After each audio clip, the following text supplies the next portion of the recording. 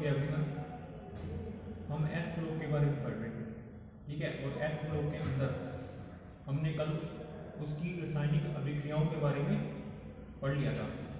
आज हम नया टॉपिक स्टार्ट करेंगे जिसका नाम है विकर्ण संबंध या डायगोनल रिलेशनशिप, ठीक है। तो देखो, जो एस ब्लॉक के तत्व होते हैं ये डायगोनल रिलेशनशिप दर्शाते हैं। ये इनकी क्या होती है, मुख्य प्रॉपर्टी होती है। अब देखो, ये विकर्ण संबंध क्या होता है, डायगोनल रिलेशनशिप क्या होता है।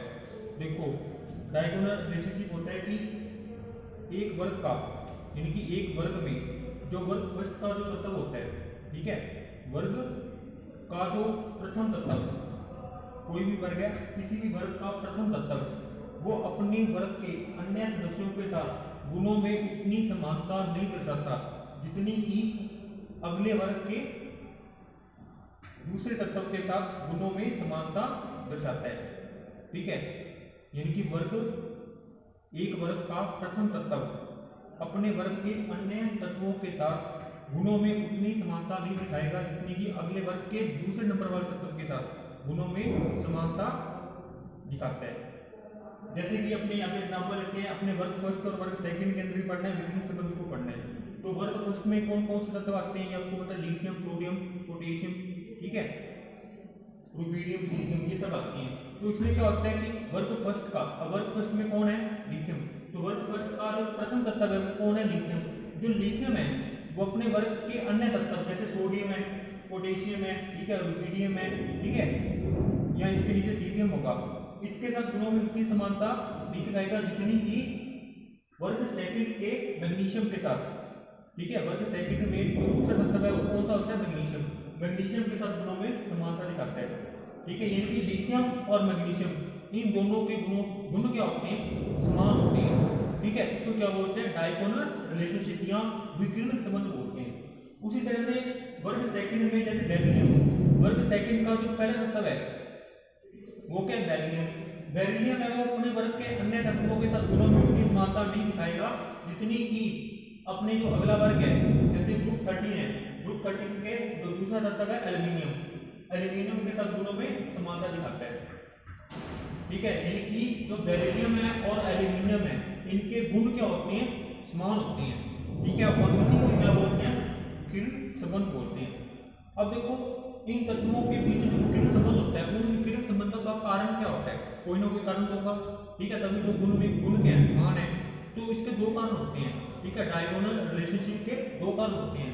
पहला कारण होता है समान परमाणुीय व आयनिक आकार, ठीक है।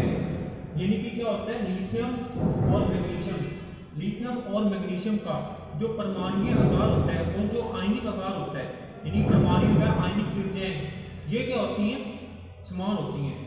लगभग क्या होगी, समान होगी। लगभग समान होने की वजह से इनके जो गुण होंगे, इनका गलनांक, अपनांक, ठीक है, जो इनके गुण होते हैं वो भी क्या होते हैं, समान होते हैं।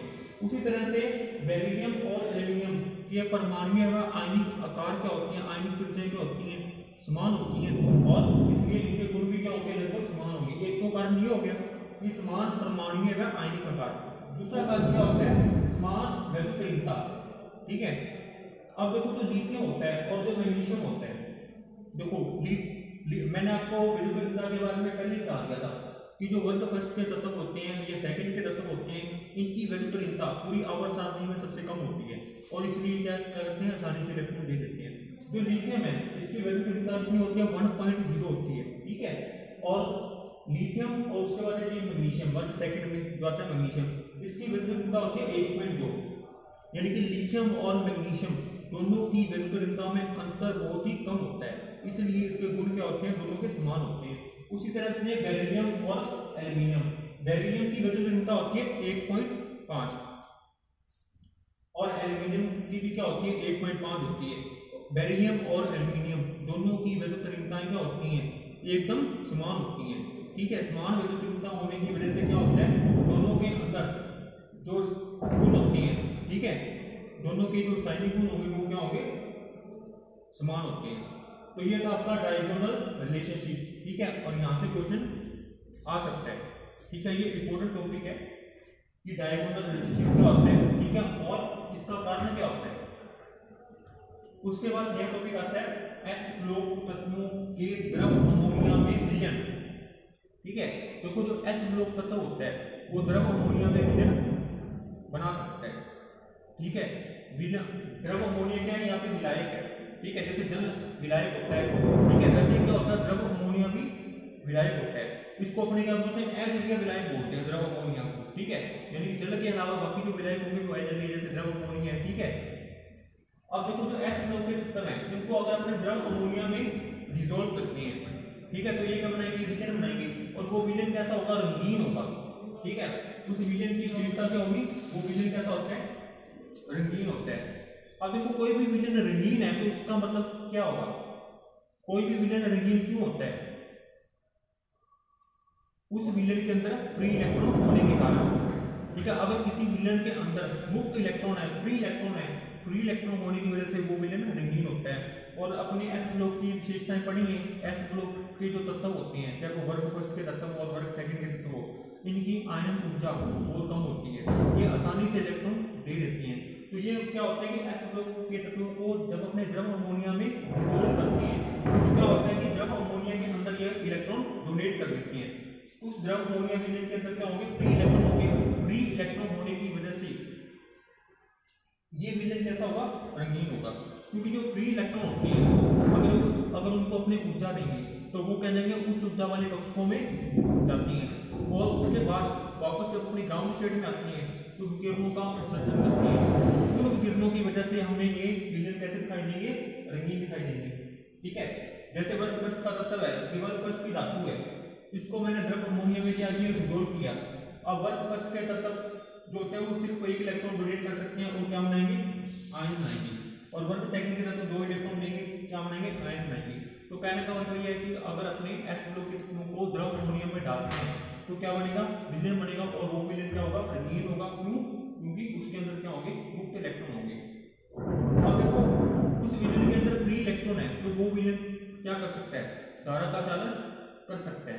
ठीक है, तो इसका जो द्रव अमोनिया का जो विलयन होगा वो क्या करेगा, धारा का चालन कर सकता है, यानी कि वो विलयन क्या होगा, चालक। ठीक है, और उस विलयन की प्रकृति कैसी होगी, उस विलयन की प्रकृति होगी अपचायक, क्योंकि उसके अंदर फ्री इलेक्ट्रॉन है और फ्री इलेक्ट्रॉन होने की वजह से वो क्या कर सकता है, दूसरे परमाणु या दूसरे आयनों या दूसरे यौगिकों को क्या कर सकता है, अपचयित कर सकता है। ठीक है, जो दूसरों को अपचयित करता है और जिसका खुद का ऑक्सीकरण होता है वही तो क्या होता है, अपचायक। ठीक है, तो इसकी प्रकृति कैसे होगी, अपचायक। और फ्री इलेक्ट्रॉन होने की वजह से ये कैसे होते हैं, इनकी प्रकृति कैसे होती है, अनुचुंबकीय। ठीक है, तो ये धारा का चालन करते हैं, अपचायक प्रकृति होती है और क्या होते हैं, अनुचुंबकीय होते हैं। ठीक है, तो ये था आपके आज के दो टॉपिक, जिसमें डायगोनल रिलेशनशिप टॉपिक है, ये इंपॉर्टेंट है, यहाँ से क्वेश्चन आ सकता है। और ये वाला टॉपिक है जो एस ब्लॉक तत्वों के द्रव अमोनिया में विलयन, ये ज्यादा इंपॉर्टेंट नहीं है। ठीक है, तो आपको इनको दोनों को ध्यान रखना। ठीक है, तो कल अपने पढ़ेंगे एस ब्लॉक के तत्वों के हाइड्राइड के बारे में। ठीक है, उनके हाइड्राइड देखेंगे, उसके बाद उसके हाइड्राइडों के कुछ लक्षण है उसके बारे में देखेंगे। ठीक है, उसके बाद हम पढ़ेंगे विलायकन प्रकृति के बारे में। तो आज के लिए इतना ही, थैंक यू वेरी मच।